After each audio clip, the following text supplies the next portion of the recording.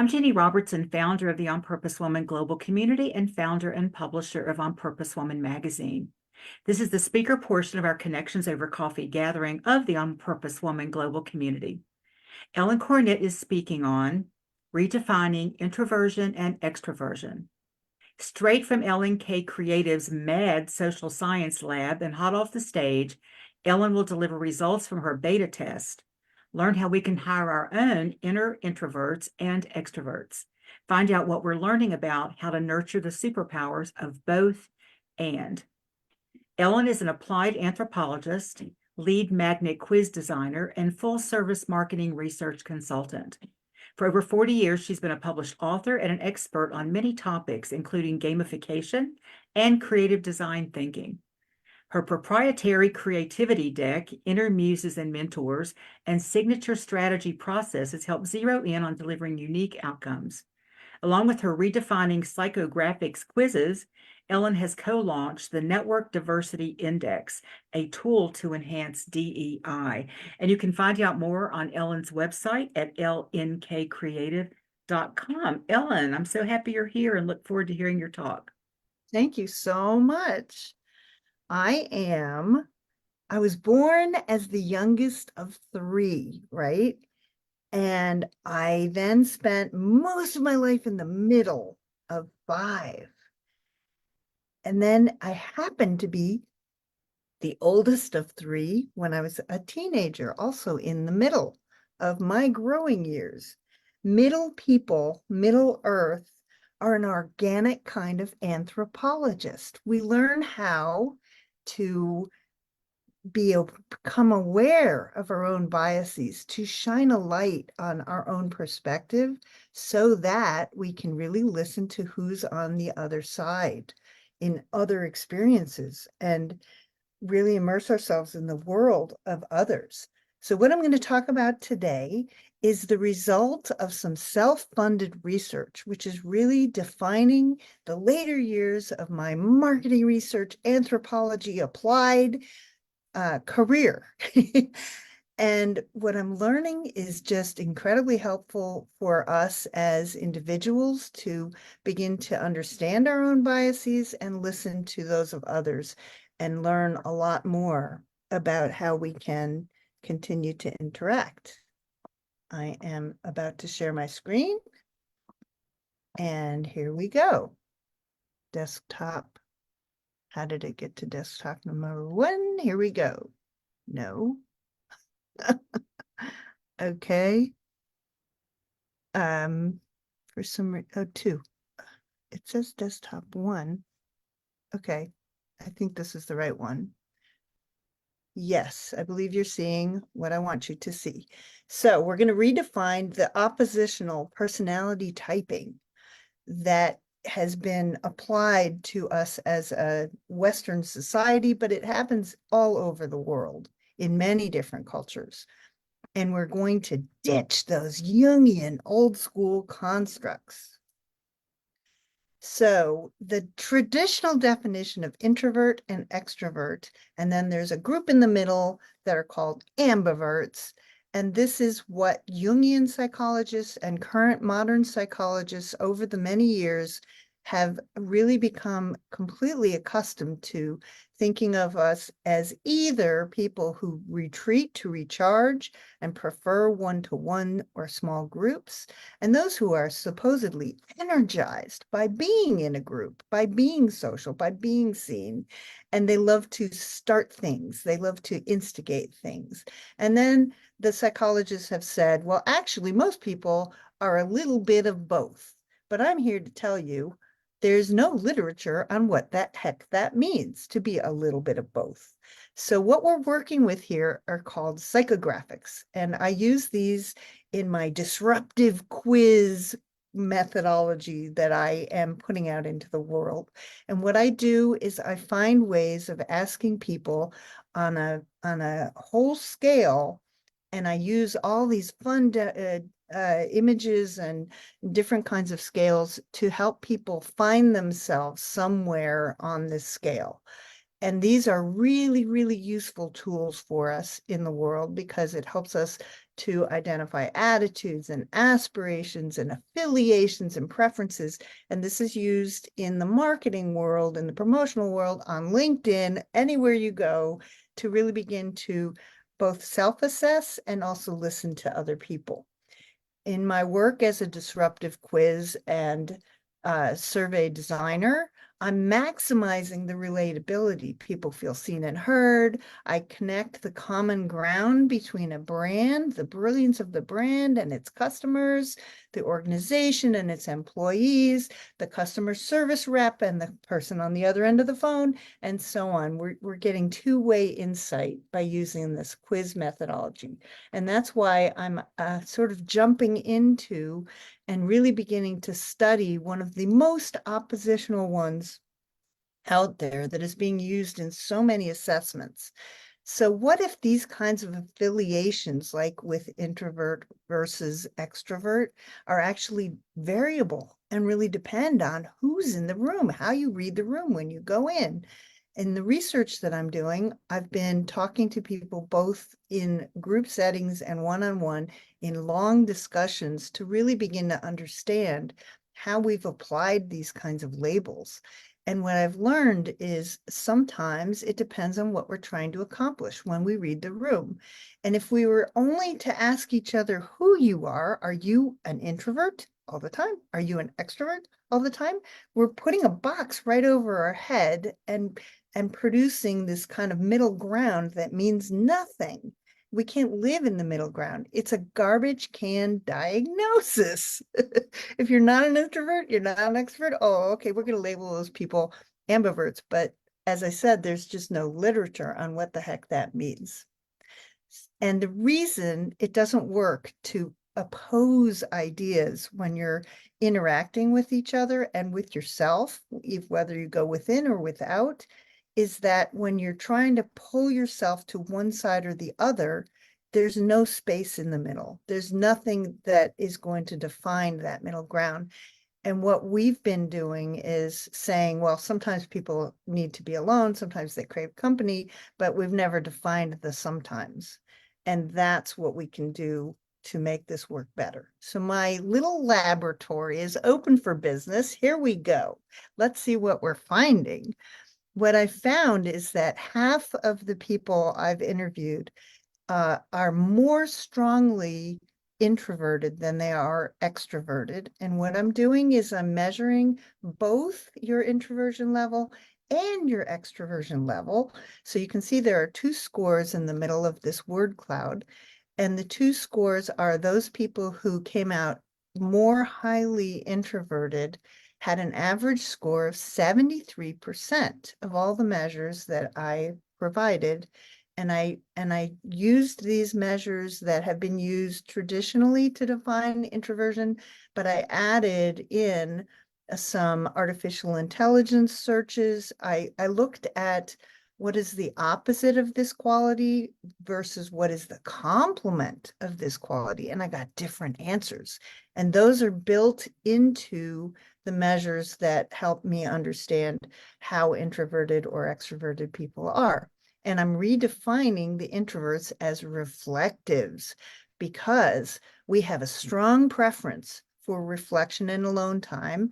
And we just had a discussion here at On Purpose Woman about how that can be a real necessity for us. And what I'm finding is everyone has this necessity, but introverts or reflectives are more strongly drawn to that, more aware of that need, and have learned over time, because as we age, it seems we become more aware of this need to go inward to recharge. But then they still have a certain amount of extroversion. 41% of the extroversion score belongs to these strong introverts. And the kind of words that come out when I asked, why do you consider yourself to be introverted, are the word alone is going to come up really strong for these people. They're defining themselves by being in crowds or being in groups, but it's more of a sense of, I can do that, but I also need my me time. and that self-care that comes with the me time. So can't you sort of hear, we're all some level of introverted. We need to be. It's good, energetic hygiene. And now let's see what happens when we look at how the social expressives or extroverts define themselves. So this was about a quarter of my population so far. And what's interesting is the other quarter is what I'm calling flexiverts, and they actually are similar to both. They have qualities of both. So half of the people I'm talking to are strongly introverted, and the other half are some level of extrovert.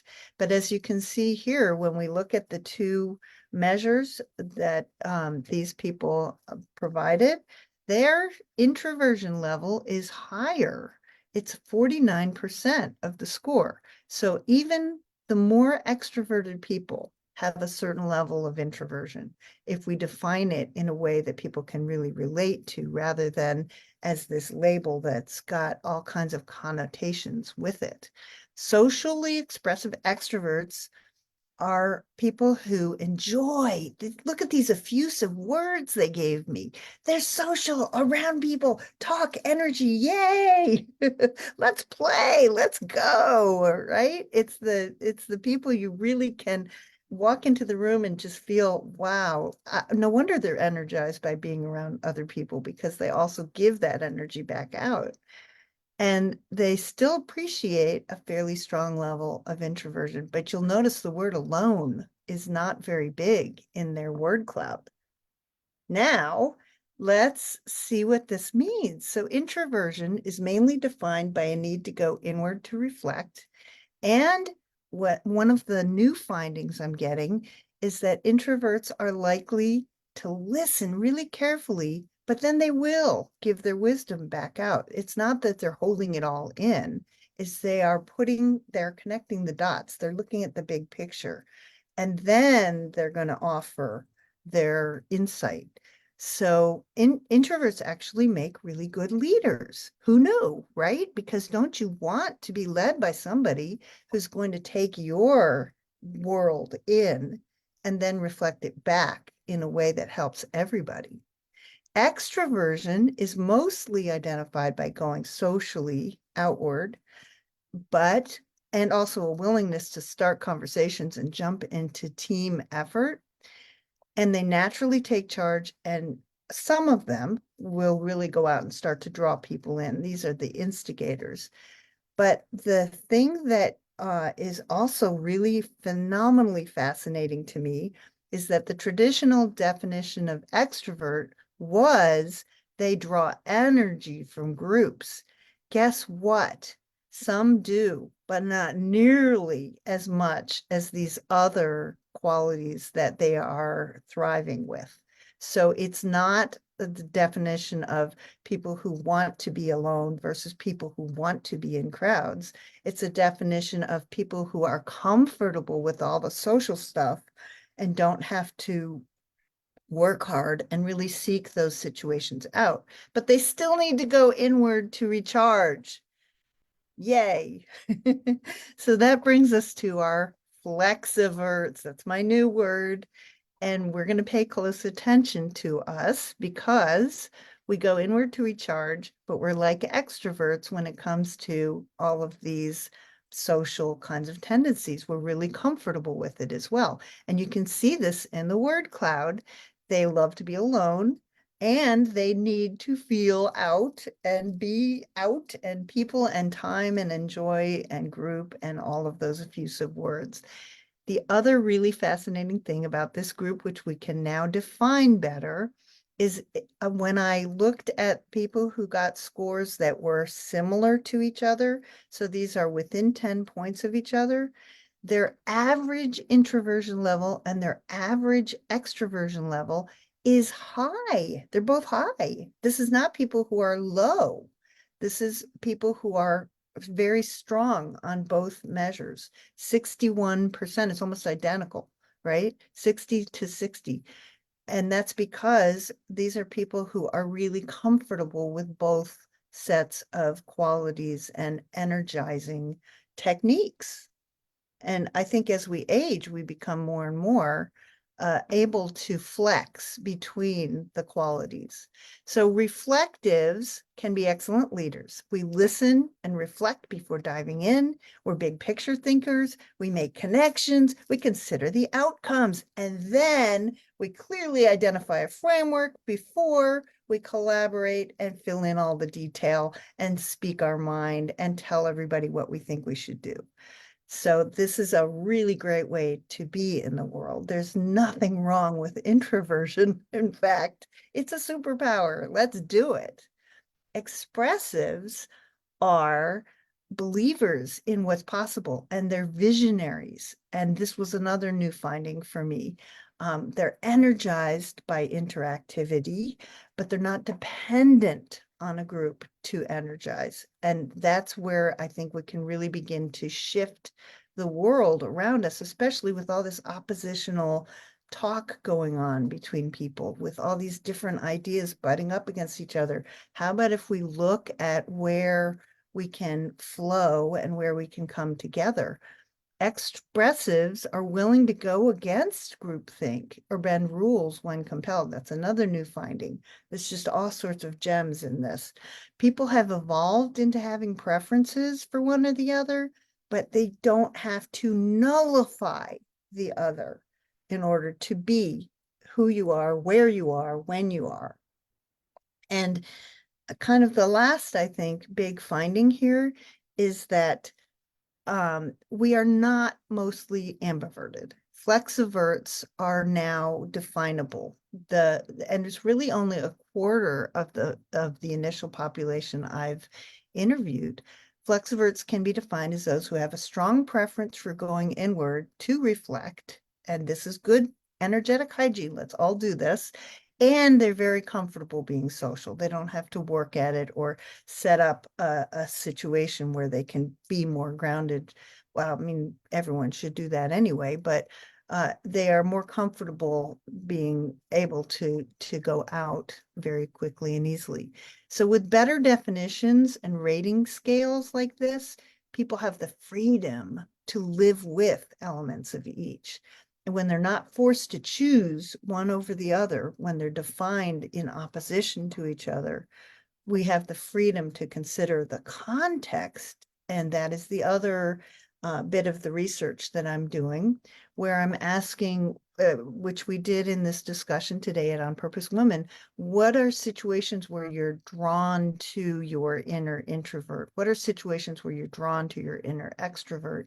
And in the research world, we have a framework called Jobs to be Done, which is more than just a little goal or something. It's a whole framework of what you're trying to achieve, what you're aspiring to. So when you're trying to make a big decision in your life, when you're planning, when you're working out an idea, when you're writing, when you're doing anything that requires that inner sanctum to be highlighted, that's when you call on your inner introvert. When you're performing on stage, when you're out in a social setting and you're at a big conference and you're so on and so forth, trying to advance your career, you call on your inner extrovert. So think about it as the job to be done.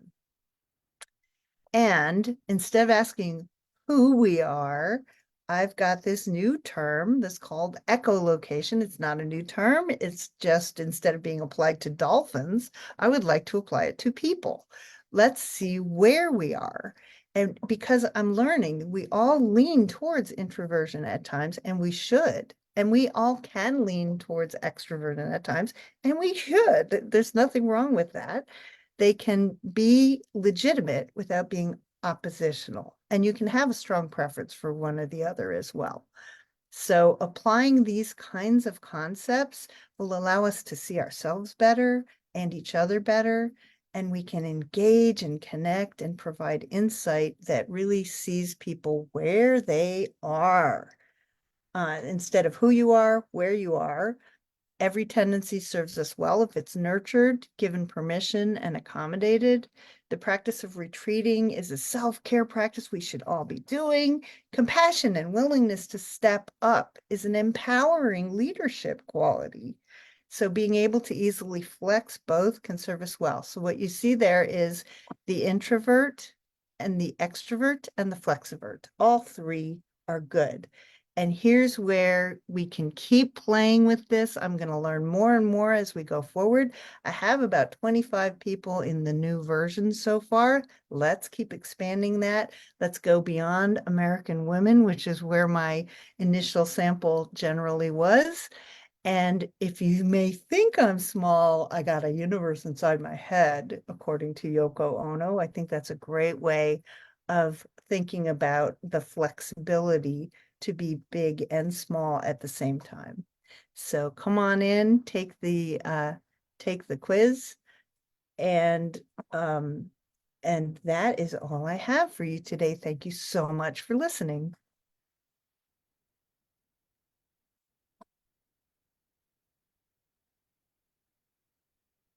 Ginny, are you? Yeah, you need to stop sharing your screen, Ellen. Oh, okay, no problem. Thanks.